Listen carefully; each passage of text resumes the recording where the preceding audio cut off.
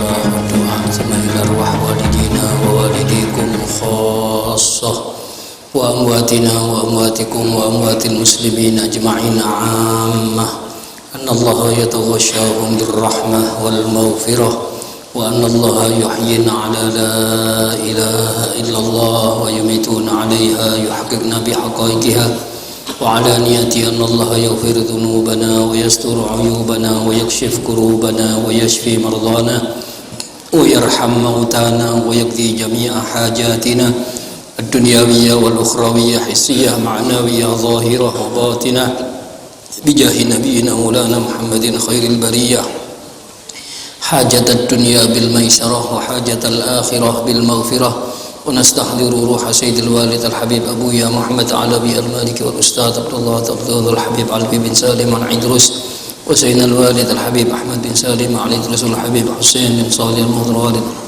فضل بن عبد المجيد بن حي وأصولهم وزوجاتهم وفروعهم أن الله يغفر لهم ويرحمهم ويعلي درجاتهم في الجنة ويعيد علينا من بركاتهم وأسرارهم وأنوارهم وعلومهم ونفحاتهم في الدين والدنيا والآخرة على هذه النية وكل نية من نيات صالحة جامعة لخيرات الدنيا ونعيم الآخرة وعلى ما نواه السلف الصالح من نيات صالحة أن الله يدخل نياتنا في نياتهم وأعمالنا في أعمالهم وعلومنا في علومهم وأخلاقنا في أخلاقهم ومقاصدنا في مقاصدهم ومطالبنا في مطالبهم ونستحضر أرواحهم الزكية الطاهرة في هذا المسجد المبارك ونهدي لهم الفاتحة. أعوذ بالله من الشيطان الرجيم. بسم الله الرحمن الرحيم. الحمد لله رب العالمين الرحمن الرحيم مالك يوم الدين إياك نعبد وإياك نستعين اهدنا الصراط المستقيم صراط الذين أنعمت عليهم غير المغضوب عليهم ولا الضالين رب اغفر لي ولوالدي وللمؤمنين آمين. بسم الله الرحمن الرحيم. الحمد لله رب العالمين والعاقبة للمتقين ولا عدوان إلا على الظالمين والصلاة والسلام على حبيب رب العالمين سيدنا وحبيبنا وشفيعنا وعظيمنا ونور قلوبنا ومنقذنا ومولانا محمد الفاتح لما أغلق والخاتم لما سبق ناصر الحق بالحق والهادي إلى صراطك المستقيم وعلى آله وصحبه حق قدره ومقداره العظيم صلاة تفتح لنا بها أبواب الرضا والتيسير وتغلق عنا بها أبواب الشر والتعصير وتكون لنا بها وليا ونصير أنت ولينا ومولانا نعم المولى ونعم النصير. أما بعد معاشر الحاضرين والحاضرات, bapak-bapak, ibu-ibu serta saudara-saudara sekalian yang mudah-mudahan kita semuanya senantiasa dirahmati dan diberkati oleh Allah Subhanahu wa taala.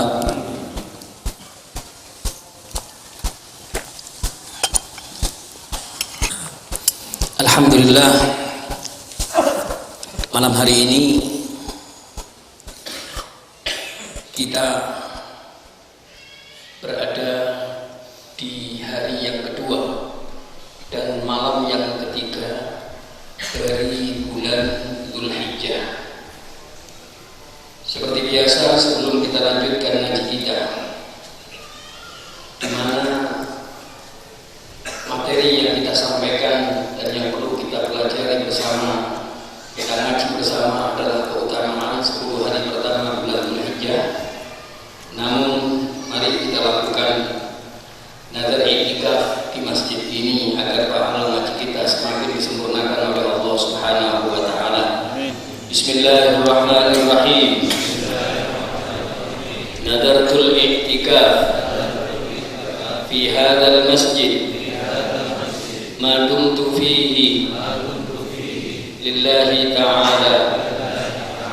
Sekarang di dalam hati kita masing-masing mari kita niat i'tikaf yang baru kita ucapkan dalam lesan kita. Mudah-mudahan semuanya diterima dan diridhai oleh Allah Subhanahu wa taala. Amin ya rabbal alamin. Bapak Ibu dan saudara-saudara sekalian, berbicara tentang keutamaan hari dan bulan. Karena hari ini kita berada di 10 hari pertama bulan Dzulhijjah, maka tentunya ngaji kita yang lebih penting dan yang sangat penting adalah bagaimana kita menghadapi 10 hari pertama bulan Dzulhijjah. Karena seperti yang disabdakan oleh Rasulullah SAW, thalabul ilmi fardhatun ala kulli muslim. Mencari ilmu itu adalah wajib bagi setiap orang muslim. Ditafsirkan oleh para ulama, maka yang dimaksud dengan mencari ilmu di sini adalah ilmu hal, ilmu keadaan yang kita hadapi saat ini. Ketika seseorang ingin menyempurnakan sholatnya, melakukan sholatnya dengan sempurna, maka dia harus mempelajari ilmu tentang sholat, baik yang ada hubungannya dengan rukun-rukun yang zahir dan apa yang ada hubungannya dengan af'al al-batinah, perbuatan-perbuatan yang batin. Ketika kita akan masuk bulan Ramadan, maka ilmu yang wajib dipelajari adalah yang ada hubungannya dengan puasa di bulan Ramadan. Ketika seseorang akan melaksanakan ibadah haji, maka orang ini wajib untuk mempelajari manasik haji. Nah, saat ini kita berada di 10 hari pertama bulan Dzulhijjah. Tentu ilmu yang harus kita telah kembali, ngaji kembali, walaupun sering kita dengarkan, tetapi yang kita dengar itu adalah 1 tahun sekali, sehingga perlu kita bahas kembali untuk menyegarkan pikiran kita tentang keutamaan 10 hari pertama daripada bulan Dzulhijjah. Berbicara tentang keutamaan 10 hari pertama, 10 hari pertengahan dan 10 hari terakhir, maka para ulama mengatakan bahwa 10 hari terakhir yang paling utama adalah 10 hari terakhir dari bulan Ramadan, karena di dalamnya seringkali terjadi dan turun Lailatul Qadar. Berbicara tentang 10 hari pertengahan, maka yang paling mulia dan yang paling afdal adalah 10 hari pertengahan di dalam bulan Sya'ban, karena di dalamnya terjadi malam nisfu Sya'ban. Tetapi ketika kita berbicara 10 hari yang pertama, maka yang paling afdal adalah 10 hari pertama bulan Dzulhijjah, dan saat ini kita berada di dalamnya. Sehingga ngaji kita di dalam kitab Mafahimnya di Bulan Tusahah mungkin kita tunda pada pengajian yang akan datang. Hanya saja karena pengajian yang akan datang tepat malam Idul Adha, jadi malam Senin yang akan datang kita bertepatan dengan malam Idul Adha, sehingga ngaji kita libur, ya, kita dapat bonus untuk istirahat semalam. Insya Allah tidak mengurangi pahala niat kita bagi kita yang diberikan istiqomah oleh Allah Subhanahu wa taala. Pahala niat kita tetap akan diberikan oleh Allah Subhanahu wa taala, karena seandainya tidak jatuh pada malam Idul Adha, tentu kita akan masih tetap untuk ngaji.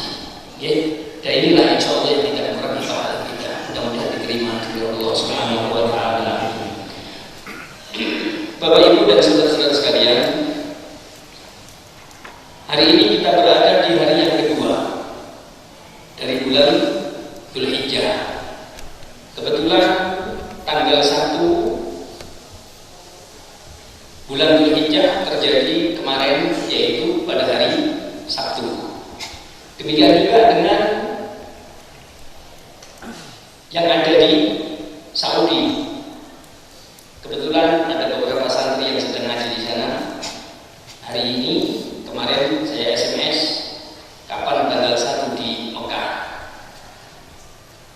Dijawab bahwa hari ini kami baru mengawali tanggal 1. Berarti di Mekah pun tanggal 1-nya adalah sama dengan kita. Kalau mereka melakukan wukuf di Arafah, insya Allah pada hari Ahad, ya, bukan hari Minggu, ya, hari Ahad, karena wukuf, ya, ngaji pun malam Ahad, ya, Ahad malam Senin, ya, ngaji, lebaran malam Minggu dan apa. Jadi mereka melakukan wukuf itu pada hari Ahad, sehingga tanggal 9 jamaah haji akan melakukan wukuf pada hari Ahad. Kita pun di sini juga tanggal 9-nya juga pada hari Ahad. Kemudian 10 pertama daripada bulan Dzulhijjah dikatakan oleh junjungan kita Nabi besar Muhammad sallallahu alaihi wasallam, setelah Rasulullah turun kepada beliau tentang firman Allah Subhanahu wa taala, wal fajri wa layalin ashr. Wal fajri, demi waktu fajar, waktu subuh. Allah bersumpah dengan waktu fajar atau waktu subuh, karena memang waktu subuh ini adalah mengawali waktu di mana kita diberikan kenikmatan luar biasa oleh Allah Subhanahu wa taala, dan nikmat itu bentuknya adalah kita masih diberikan kesempatan untuk hidup kembali. Diawali dengan waktu subuh dan kita dianjurkan berdoa, alhamdulillahilladzi ahyana ba'dama amatana wa ilaihin nusyur. Setelah itu kita lakukan berbagai macam aktivitas diawali dari waktu subuh, terutama sebelum waktu subuh kita lakukan sholat tahajud, qiyamul lail, kemudian sholat sunnah fajar atau sholat sunnah qobliyah subuh. Kalau bahasa hadisnya sholat sunnah fajar, kalau bahasa fikihnya qobliyah subuh. Bagaimana pahalanya? Raq'ata al-fajri khairun minad dunya wa ma fiha. 2 rakaat sholat sunnah fajar qobliyah subuh itu lebih baik daripada dunia seisinya. Kemudian kita lakukan sholat subuh. Ini adalah kemuliaan daripada apa yang disumpahkan oleh Allah dengan waktu fajar. Sehingga Rasulullah SAW mengatakan, seandainya umatku itu tahu pahalanya orang yang menghadiri sholat subuh berjamaah, maka pasti mereka akan mendatangi sholat subuh berjamaah di masjid, walaupun dengan cara merangkak atau berangkat. Ya, karena kita tidak tahu, kadang-kadang lebih enak sholat di rumah daripada di masjid. Ya, walayalin ashr, dan demi 10 malam. Para ulama menafsirkan bahwa yang dimaksud dengan 10 malam ini adalah 10 hari dan 10 malam pertama bulan Dzulhijjah. Rasulullah sallallahu alaihi wasallam bersabda, "Ma min ayyamin ahabbu ila Allahi an yuta'abbada fiha min hadhihi al-ayyam." Tidak ada hari-hari di mana Allah Subhanahu wa taala senang hambanya untuk mengabdi dan beribadah kepadanya daripada seseorang beribadah di 10 hari yang pertama bulan Dzulhijjah. Jadi ibadah yang kita lakukan di 10 hari pertama bulan Dzulhijjah ini adalah ibadah-ibadah yang sangat disenangi dan dicintai oleh Allah Subhanahu wa taala. Mudah-mudahan ngaji kita malam hari ini, i'tikaf kita malam hari ini termasuk di antara ibadah-ibadah yang disenangi dan dicintai oleh Allah Subhanahu wa taala. Amin ya rabbal alamin. Ibadah yang dilakukan di 10 hari pertama bulan Dzulhijjah dilipat-lipatkan pahalanya oleh Allah Subhanahu wa taala. Bahkan diteruskan hadis ini oleh Rasulullah sallallahu alaihi wasallam, ya'ni siyamu kulli yawmin bi siyami sana. Menyamai orang yang melakukan puasa setiap hari itu seperti puasa selama 1 tahun. Jadi 1 hari puasa kita di 10 hari pertama bulan Dzulhijjah ini pahalanya seperti orang yang puasa selama 1 tahun. Ya. Wa qiyamul laili bi lailatul qadar, orang yang melakukan menghidupkan malam-malam 10 hari pertama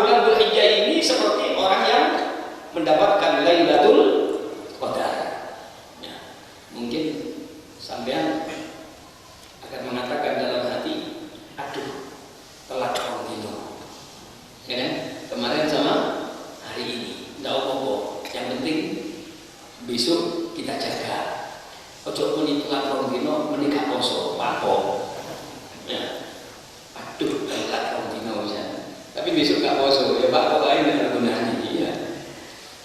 Satu hari kita lakukan puasa mendapatkan pahala seperti 1 tahun. Ya. Malam hari kita lakukan qiyamul lail seperti kita mendapatkan Lailatul Qadar. Masya Allah, ini luar biasa. Ya. Orang cerdas adalah orang yang memanfaatkan waktu, di mana ketika dia itu melakukan satu perbuatan sedikit energi tapi pahalanya besar. Ya. Ibarat orang dagang, ini kan banyak pedagang ya. Ibarat orang dagang itu yang pinter, dia mengeluarkan modal sedikit, untungnya banyak. Jangan kuali, ya. Jadi modalnya banyak, entek utang siapa? Nah ini gak pinter, ya. Pinter entek duit kan dia ini. Kalau di dalam urusan dunia saja kita dianggap pandai, pinter, cerdas seperti ini, apalagi kita di dalam urusan akhirat kita. Maka monggo kita manfaatkan 10 hari pertama bulan Dzulhijjah kita lakukan puasa. Malam hari kita lakukan qiyamul lail. Kalau misalnya di malam-malam biasa kita bangun mungkin jam 3, mungkin ditambahkan volumenya bisa setengah 3 atau jam 2 kita bangun untuk menjaga 10 hari pertama bulan Dzulhijjah. Ya, kita lakukan sholat. Kalau biasanya 2 rakaat, ya sekarang 4 rakaat. Kalau biasanya kuliah sama kulhu, sekarang yasin, misalnya nggak apa-apa. Mumpung kita masuk di 10 malam pertama bulan Dzulhijjah. Kalau kita tidak mampu, misalnya alasan yang paling enak itu adalah repot. Ya, kenapa nggak puasa? Repot, wis nggak apa-apa wis. Tapi jangan sampai tidak puasa di tanggal 7, 8, 9. 7 tidak bisa. Waktu 7 itu pasti pakai repot-repot pol. Ya wis nggak apa-apa wis. 8 sama 9. Waktu 8 itu pakai ya, nebang tebu misalnya. Ini repot, nggak mampu, nggak apa-apa wis. Tapi tanggal 9-nya jangan sampai tidak puasa. Loh, tanggal 9 itu sih membayar repot mana? Itu jadi males sih. Lalu dikit kesempatan mulai tanggal 1 repot. Ya sudah, 2 repot, 3 repot, apa-apa. Masuk 9 cek repot. Ya, itu tanggal 9 itu kita masuk di hari Arafah. Hari Arafah. Ya. Ketika saudara-saudara kita yang berkesempatan untuk melakukan wukuf di Arafah, mereka menikmati ibadah di Arafah, sementara kita tidak diberikan kemuliaan tempat, tapi diberikan kemuliaan waktu. Ya, mereka melakukan wukuf, mereka berdoa, kita melakukan puasa di hari Arafah yang bertepatan pada hari Ahad. Ya, Kanjeng Nabi Muhammad SAW menerangkan bahwa keutamaan puasa di hari Arafah itu menghapuskan dosa setahun yang lalu dan setahun yang akan datang. Keutamaan puasa Arafah menghapuskan dosa setahun yang lalu dan setahun yang akan datang. Kenapa kok 2 tahun? Sementara kalau kita ngaji bahwa keutamaan puasa di hari Asyura itu cuma 1 tahun saja. Karena keutamaan hari Asyura itu dirasakan kemuliaannya untuk umat Nabi Muhammad SAW, tapi juga umat-umat sebelum umat Kanjeng Nabi. Sebelum umat Kanjeng Nabi itu juga melakukan Asyura. Tapi khusus Arafah adalah diberikan kemuliaan itu untuk umatnya Kanjeng Nabi Muhammad SAW. Makanya pahalanya double, setahun yang lalu dan setahun yang akan datang. Ya. Apa yang perlu kita perbanyak membacanya? La ilaha illallah wahdahu la syarika lah, lahul mulku wa lahul hamdu yuhyi wa yumiitu wa huwa ala kulli syai'in qadir. Ya, baca itu, baca surat Al-Ikhlas, qul huwallahu ahad. Ya, baca Al-Ikhlas. Enggak usah banyak-banyak, 1000 kali saja. Oke, Al-Ikhlas 1000 kali saja. Kalau mereka bisa wukuf, kita masuk tidak bisa mengambil kesempatan emas ini. Ya kita manfaatkan betul. Kita manfaatkan betul. Kemudian malam harinya kita akan masuk di malam Idul Adha, dan di saat itu doa sangat mustajab seperti yang sering saya sampaikan hadis Nabi Muhammad SAW. Ada 5 malam doa itu langsung akan dikabulkan oleh Allah Subhanahu Wa Taala. Malam pertama bulan Rajab, kemudian malam nisfu Sya'ban, kemudian malam Jumat, malam Idul Fitri, malam Idul Adha. Ya. Berikutnya, sebetulnya ini kalau bicara yang terkenal ngajinya ini nggak habis-habis ya. Tapi kita ini dikejar waktu, ini saja sudah kurang 10 menit sudah. Oke. Berikutnya di hari Seninnya kita dianjurkan untuk melakukan ibadah yang sangat mulia. Apa itu?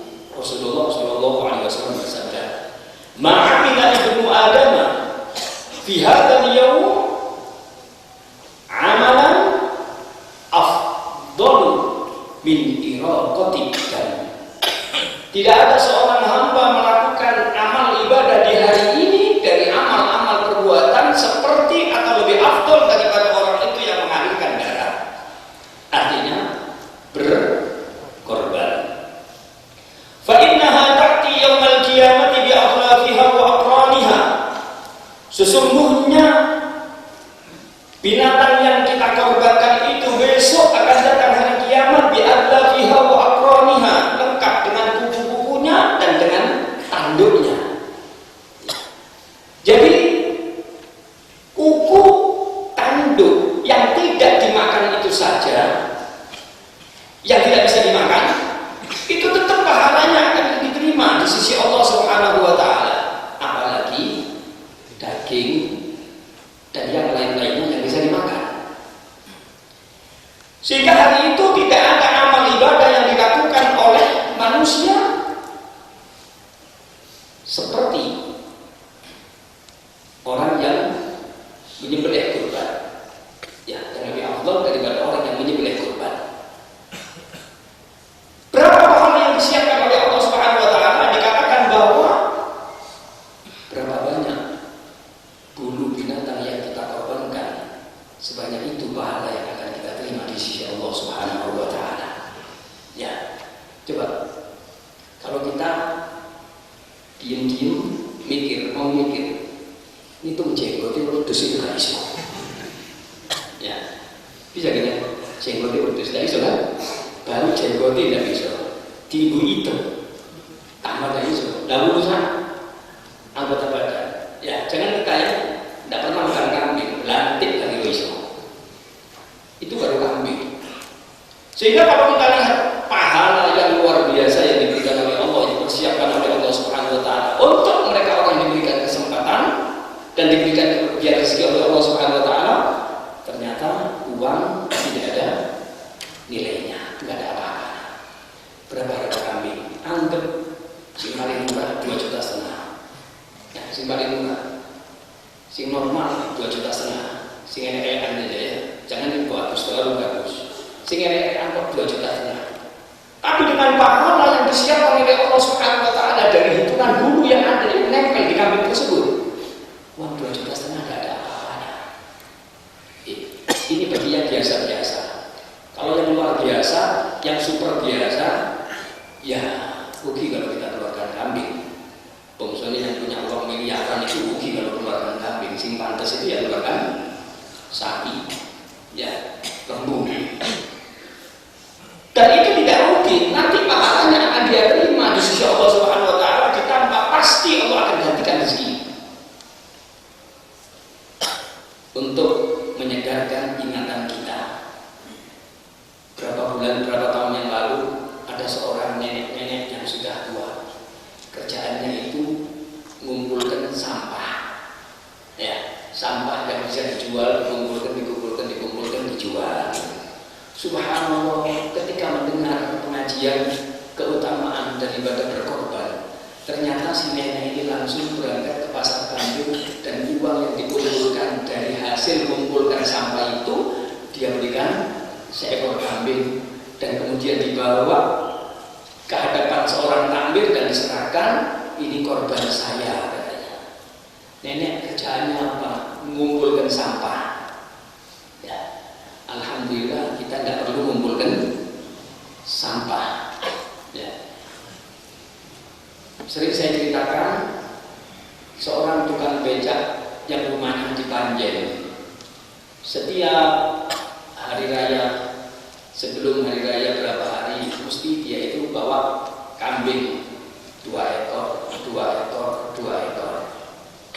Jeragane yang biasa naik becak itu, dia anggap bahwa ini Pak Min ini loh, wedhus kira-kira ini cuma kambingnya orang yang titip. Ya, tapi kok setiap tahun soal sing titip penasaran dipanggil. Sampean ini saben-saben dioyo kok mau pedus bawa kambing, kambingnya siapa? Dijawab, kebetulan jeragan ini namanya Pak Haji Abdullah.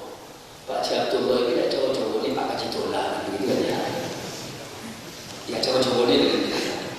Kalau bahasa Inggrisnya Abadullah. Dia tanya, Pak, sama ini setiap mau menjelang hari raya kok mesti bawa kambing, kok terus? Iya, kambingnya siapa? Disuruh siapa saja? Punya saya. Yang beli siapa? Dugi kuno.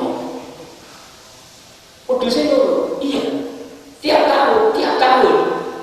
Ya, tiap tahun saya mengeluarkan kambing 2. Duh kok iso? Iso kan? Sampai nanti Pak Becak kan bayar saya. Tak kumpulkan sisa daripada uang yang untuk nafkah istri saya, anak saya, tak kumpulkan. Nanti kalau sudah mendekati hari raya, tak pecah dengan begitu tak pecah cukup untuk beli kambing 2, saya beli kambing 2. Kalau tidak cukup satu. Yang penting saya tiap hari raya harus berkorban. Ya. Loh, sampai ini aku tukang soge kan? Karena ini bukan orang kaya. Dijawab, lek tadi soge kan, gak mau korban. Wong aku banget potongannya wong soge. Ya. Kalau nunggu saya jadi orang kaya, saya tidak mau korban nanti. Makanya saya tetap saya kumpulkan, saya korban dan saya mau korban. Ini colong tinju, jeragane yang biasa Pak Beca ini kena uppercut kanan kiri sudah. Pukulan telak. Lalu pernah pukulan telak. Dan mana dia sendiri jeragane nggak tahu korban. Ini sih bukan beca, ini biasa di rumahnya malah korban tiap tahun satu, kadang kalau cukup 2. Masya Allah. Ya. Kalau saya nunggu jadi orang kaya, saya nggak kaya dan saya tentu tidak akan berkorban. Ya. Jadi kalau kita lihat bagaimana orang yang diberikan hidayah, dibuka hatinya oleh Allah Subhanahu wa Ta'ala, sehingga dia memikirkan, dia merenungkan pahala daripada orang yang berkorban itu sebanyak bulu binatang yang dikorbankan. Seperti itu jumlah pahala yang akan dia terima di sisi Allah Subhanahu wa Ta'ala. Ya, makanya sekarang berarti kalau ditimbang-timbang, ternyata uang itu tidak ada apa-apanya dengan pahala. Itu pun kembali kalau kita lihat bagaimana tukang sampah, nenek-nenek yang biasa mengumpulkan sampah, bagaimana tukang beca, seperti itu kepedulian, kesemangatan ibadah mereka di dalam setiap masuk bulan Dzulhijjah, setiap Idul Adha, maka akhirnya bagaimanapun juga kembalinya kepada iman. Ya, kalau di dalam hatinya itu ada iman, tidak akan eman, ya kan? Tapi kalau di dalam hatinya tidak ada iman, pasti akan eman. Ya, duit 2,5 juta, 2,5 juta, ya kan? Itu kan besar. Ya, kalau untuk tukang becak, oleh becak itu 2,5 juta. Kalau dapat 2 kambing, tapi karena iman yang sangat kuat, maka Rasulullah SAW bersabda, la yajtami'u fi qalbi rajulin al-iman wa hubbud dunya. Tidak akan terkumpul dalam hati seorang mukmin itu iman dan cinta dunia. Jadi kalau di dalam hati seorang itu ada iman masuk di dalam hati, cinta dunianya ada di luar. Kalau di dalam hati seorang mukmin itu ada cinta dunia, hubud dunia, maka imannya yang akan keluar. Ya. Sehingga sering saya katakan bahwa doanya orang-orang dulu dan sangat-sangat pantas untuk kita lakukan. Allahumma la taj'alid dunya fi qulubina. Ya Allah, jangan kau jadikan dunia itu di dalam hatiku. Waj'alha fi aidina. Tapi jadikanlah dunia itu di dalam tanganku saja. Tangan ini nyekel dolar, tangan ini nyekel real, tangan ini nyekel duit ratusan juta, mungkin miliaran. Tapi hatinya sama sekali gak kecantol dunia. Orang sih gak gablek babar belas, tapi omongan itu nyodok itu ada juga. Ya, padahal gak gablek apa-apa. Wah, sing diomongin itu satu nyodok. Wah, tempat ngerolet geger loro. Ya nyodok. Padahal sandalnya dijapit kemungkinan bisa. Itu kebahajut ini orang ini. Ya. Jadi kalau kita berdoa itu, ya Allah, keluarkan dunia itu dari hatiku, tapi jangan melepaskan dari tanganku. Oke? Keluarkan dunia dari hatiku, tapi jangan melepaskan dari tanganku. Sehingga doa ayat itu Al-Tahangin ini, ya, lek ukurani bisa beli sapi, lapor itu kudus. Ya, lek ukurani dia mampu beli kambing, olah apa korban ayam. Umpamanya korban undok nggak bisa direken iblis. Iya kan? Nah, ini kesempatan emas bagi kita semua untuk menjemput 10 hari pertama dari bulan Dzulhijjah. Mudah-mudahan kita semua diberkahi oleh Allah Subhanahu wa taala. Umur kita diberkahi oleh Allah Subhanahu wa taala. Rezeki kita diberikan rezeki yang banyak, rezeki yang halal, rezeki yang barokah untuk mendekatkan diri kita kepada Allah Subhanahu wa taala. Kenikmatan di dunia mudah-mudahan mengantarkan kita semua mendapatkan kenikmatan nanti di alam akhirat. Dan mudah-mudahan kita semua menjadi orang-orang yang selamat dunia akhirat, bahagia dunia, bahagia akhirat. Anak-anak kita dijadikan anak-anak yang soleh dan solihah. Berkat ngaji kita malam hari ini, mudah-mudahan pahalanya diberikan oleh Allah kepada orang tua kita. Orang tua kita yang masih hidup diberikan sehat walafiat, panjang umur. Orang tua kita yang sudah meninggal dunia, mudah-mudahan Allah jadikan kuburan mereka raudhah min riyadil jinan.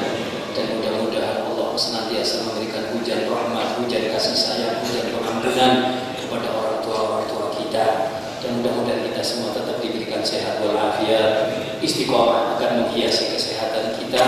Pada akhirnya apabila sudah waktunya kita diundang, mudah-mudahan kita semua diundang dalam keadaan husnul khotimah. Dan ketika malaikat Israil mencabut nyawa kita, mudah-mudahan lisan kita dimudahkan untuk mengucapkan kalimat